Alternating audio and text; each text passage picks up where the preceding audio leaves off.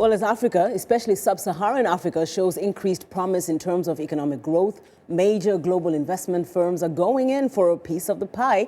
Here with more on this is the Africa 54's Laurel Bowman. Hey, Laurel. Thank you, Demi. The first global private equity firm to invest in sub-Saharan Africa is called the Carlyle Group, based right here in Washington. The company manages $185 billion in assets. Carlyle led a $210 million investment in a Tanzanian company called ETG. We spoke via Skype to the company's managing director in Dar es Salaam.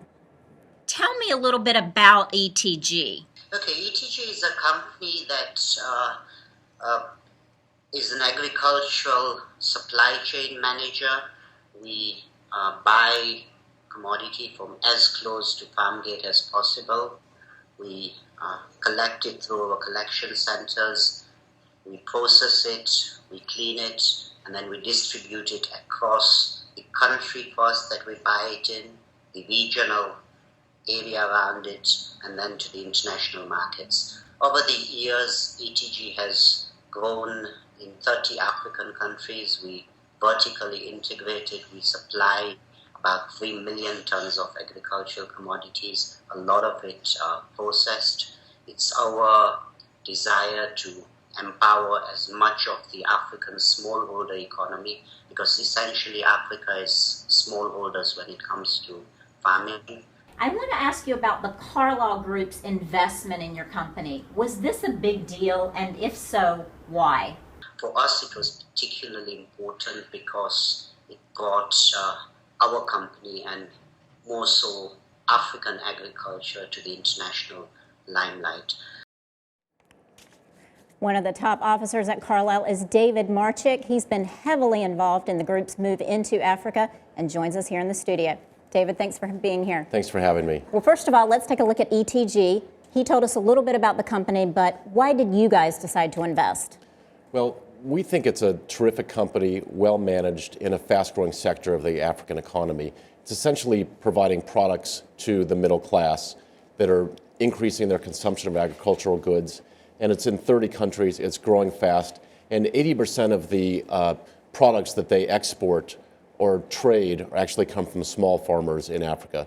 So it's a terrific company that we think will grow fast and will expand because of the boom in the African middle class. Okay, great. One of the things that Mr. Patel was telling me is that they really want to do intra-African trade. So why is that important? Well, if you look at the trade flows in Africa, there's lots of trade between Africa and third countries, between the US, between the EU, between Africa and China. Trade within Africa has grown much more slowly.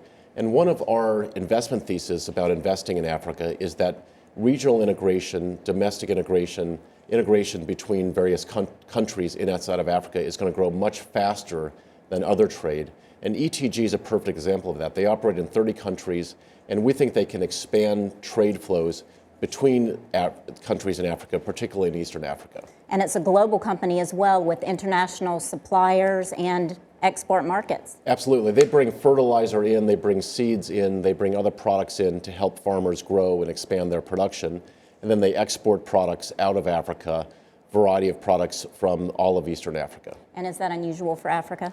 I think it's an unusual company because it's large, it's well managed, and it's creating great efficiencies in trade between African countries, which is something new, and that's one of the things that attracted us to the company. Great, okay, and you've chosen another company to invest in. Tell us about that. We just announced an investment last week in a company called J&J, which is based in Mozambique.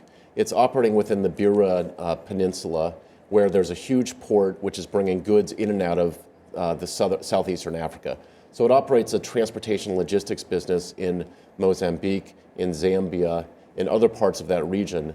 And it's, again, a fast-growing company that's tapping into the growth, the explosive growth of the middle class in Africa. Okay.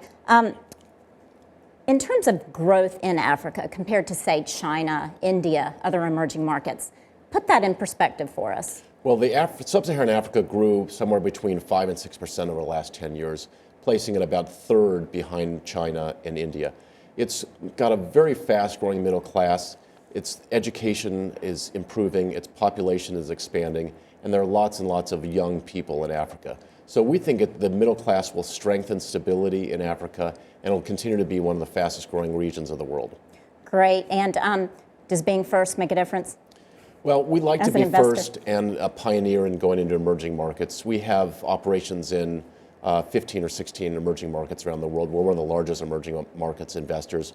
We were a very early entrant into China, very early entrant into India, in Brazil, in Indonesia, and other countries. And we think it gives us a leg up in sub-Saharan Africa by being the first of the global private equity firms to be a big player there. Great. Well, thank you so much for joining us today. This was a really interesting discussion. David Marchick, Managing Director at the Carlyle Group here in Washington.